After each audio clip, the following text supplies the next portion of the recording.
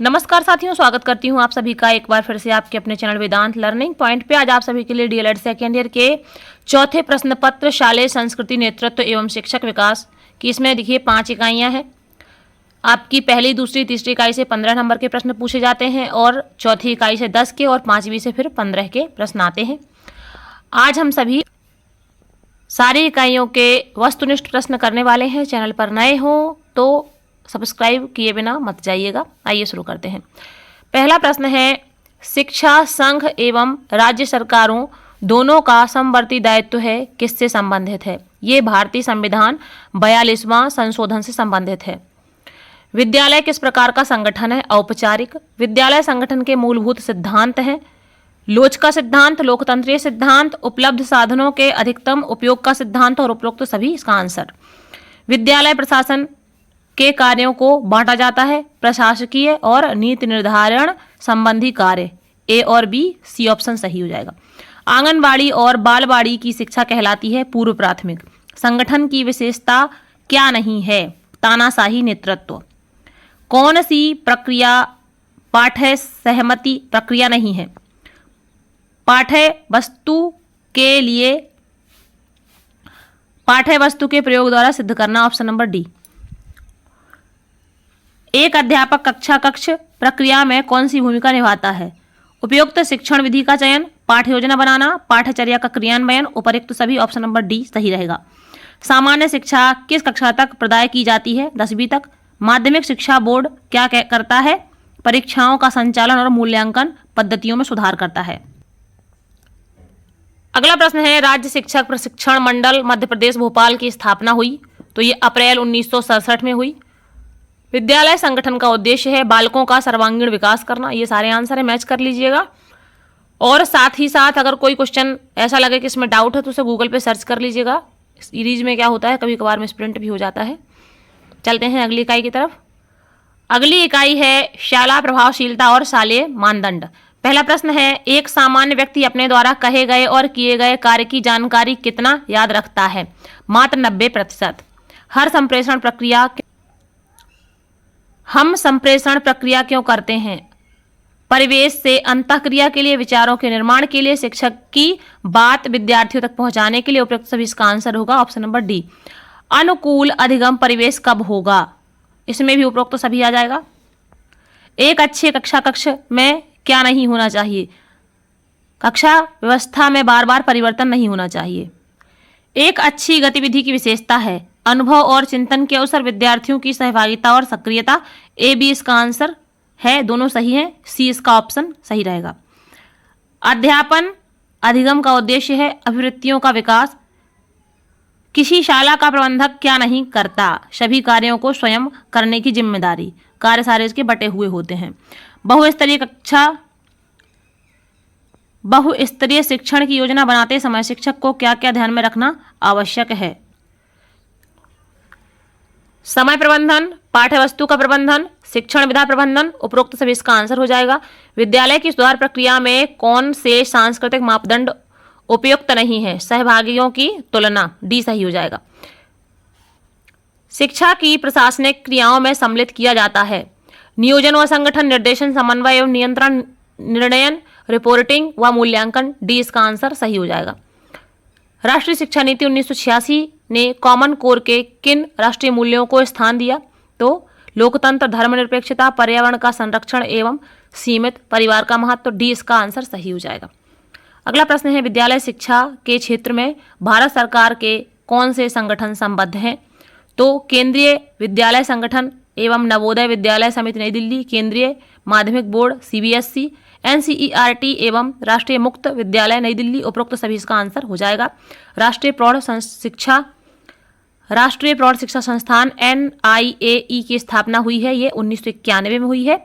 प्रधानाध्यापक का प्रशासनिक दायित्व है तो प्रबंध समिति से अच्छे संबंध कायम रखना। शिक्षक की जवाबदेही पर किसने बल दिया? राष्ट्रीय शिक्षा नीति 1986 ने। चलते हैं इकाई नंबर 3 की तरफ। अगली इकाई है शाला नेतृत्व एवं प्रबंधन। स्कूल शिक्षा विभाग के मुख्य दायित्व हैं परीक्षा संचालन, विद्यालय की स्थापना, पाठ्यक्रम निर्धारण, डी इसका आंसर सही हो जाएगा। राज्य शिक्षा केंद्र के अधीनस्थ राज्य स्तरीय संस्थाएं हैं तो राज्य विज्ञान शिक्षा संस्थान जबलपुर, आंग्ल भाषा प्रशिक्षण संस्थान जबलपुर, ए और बी, सी इसका सही हो जाएगा आंसर। इसके बाद निम्नलिखित में से कौन सी विशेषता प्रधानाध्यापक के लिए आवश्यक है? शैक्षिक दृष्टा, अनुशासन प्रिय, अच्छा प्रबंधक और उपरोक्त सभी इसका आंसर हो जाएगा। वंचित वर्ग और शाला त्यागी बालक बालिकाओं के लिए स्थापना की गई राज्य ओपन स्कूल की, तो इसमें ऑप्शन नंबर ए सही रहेगा। पाठ्य पुस्तकों का मुद्रण और उनका वितरण कौन करता है? पाठ्य पुस्तक निगम करता है। पाठ्यचर्या में परिवर्तन क्यों आवश्यक है? शिक्षा को व्यवहारिक बनाने के लिए, समाज के अनुरूप चलने के लिए, शैक्षणिक स्तर को बढ़ाने के लिए, इसका डी सही हो जाएगा। मदरसा बोर्ड की स्थापना के उद्देश्य थे मदरसा विद्यालयों का प्रबंधन, रोजगारोन्मुखी शिक्षा की व्यवस्था, ए और बी इसका आंसर सही हो जाएगा सी। राज्य विज्ञान शिक्षा संस्थान कहाँ है? तो जबलपुर में है। विद्यालय एक शैक्षिक संस्थान है जिसमें चुनौती होनी चाहिए, स्वप्रेरित अनुभव होना चाहिए, कौशलों का विकास होना चाहिए, डी इसका आंसर सही रहेगा। कौन सा गुण अध्यापक नेतृत्वकर्ता में नहीं होता? व्यक्तिगत भिन्नता पर ध्यान ना देना। टीम नेतृत्व के लिए क्या आवश्यक है? एक विचार, अलग अलग प्रयास। एक शिक्षक में पेडागोजिकल लीडरशिप कब आ सकती है? जब उसे विषय वस्तु और कौशलों का ज्ञान हो। बौद्धिक उत्प्रेरण किस प्रकार नहीं किया जा सकता? समस्याओं को दबाकर। निम्नलिखित में से कौन सी समस्या विद्यालय को अधिगम संगठन बनाने से रोकती है? आपसी प्रतिस्पर्धा। शालेय शिक्षा में प्रबंधन के लिए नेतृत्वकर्ता क्या नहीं करता? व्यक्तिगत हितों को दूसरे से अधिक महत्व देना। इसके आंसर है, देख लीजिएगा, मैच कर लीजिएगा। चलते हैं अगली इकाई की तरफ। इकाई 4, शिक्षा में बदलाव व सुगमता, ये 10 नंबर की आएगी। वैकल्पिक शालाएं किस योजना के तहत खोजी गई? DPEP के तहत, बी सही रहेगा। सर्व शिक्षा अभियान के उद्देश्यों में क्या शामिल नहीं था? शिशु शिक्षा केंद्र की अवधारणा। स्कूल चले हम अभियान के अंतर्गत हम कितने आयु वर्ग के बच्चों का सर्वेक्षण करते हैं? 3 से 14 साल के। ऐसे बच्चे जो 5वीं उत्तीर्ण करने से पूर्व ही शाला छोड़ चुके हैं उन्हें हम क्या कहेंगे? शाला त्यागी। ऐसे कारक जो शाला के अंदर ही विद्यमान होते हैं और पढ़ने वाले बच्चों को पढ़ाई में बीच में छोड़ देने के लिए कहते हैं या मजबूर करते हैं, तो दंड, शिक्षकों का अनुपस्थित होना, बच्चों का ना सीख पाना, उपयुक्त सभी इसका आंसर हो जाएगा। लाडली लक्ष्मी योजना किस प्रकार की बालिका के लिए होगी? जिनके माता पिता गरीब रेखा के नीचे आते हो, जो अनाथ हो, अनाथालय में रहती हो, ए भी सही हो जाएगा, सी ऑप्शन सही रहेगा। औपचारिकोत्तर शिक्षा केंद्र किसके लिए खोले गए हैं? बालकों के लिए। मॉडल क्लस्टर की शाला बनाई गई जन शिक्षा केंद्र स्तर पर। होशंगाबाद विज्ञान शिक्षण कार्यक्रम कहाँ कहाँ चलाया गया? तो ये जो है होशंगाबाद की 16 माध्यमिक शालाओं में, बम्बई नगर निगम की शाला में, पब्लिक स्कूल में, डी इसका उपरोक्त सभी आंसर हो जाएगा। अगला प्रश्न है, होशंगाबाद विज्ञान शिक्षण कार्यक्रम बंद किया गया 2002 में। ऑपरेशन ब्लैक बोर्ड की योजना प्रारंभ की गई शिक्षा में गुणवत्ता सुधार हेतु।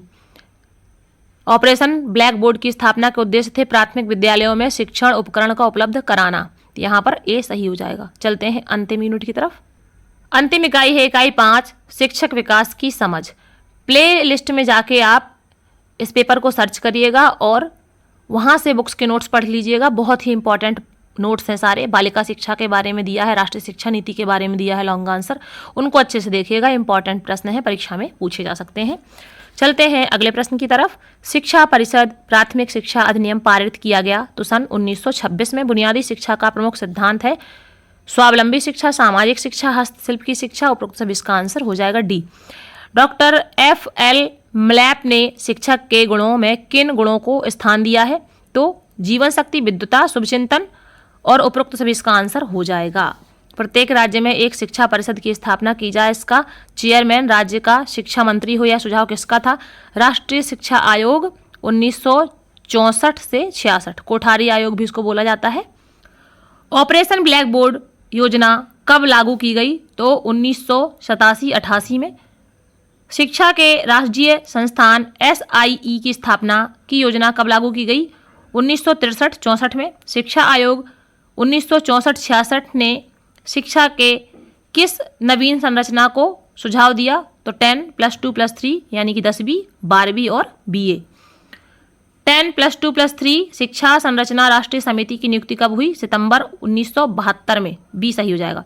शिक्षा प्रशासन में शिक्षण तथा सीखने की प्रक्रिया से संबंधित लक्ष्यों एवं नीतियों के विकास को प्रोत्साहित करने वाली सुविधाएं निहित हैं। यह कथन किसका है? यह है कैंपबेल व अन्य। ए सही रहेगा। राष्ट्रीय शैक्षिक अनुसंधान एवं प्रशिक्षण परिषद की स्थापना हुई सितंबर 1961 में। राष्ट्रीय शिक्षा संस्थान NIE स्थित है, यह नई दिल्ली में है। निम्नलिखित में कौन सी विशेषता दूरस्थ शिक्षा की है? यह औपचारिक एवं अनौपचारिक शिक्षा का समन्वित रूप है। यूनेस्को अंतर्राष्ट्रीय शिक्षा आयोग 1972 के अध्यक्ष थे एडगर फॉर। राष्ट्रीय शिक्षा नीति की स्थापना हुई है सन 1986 में।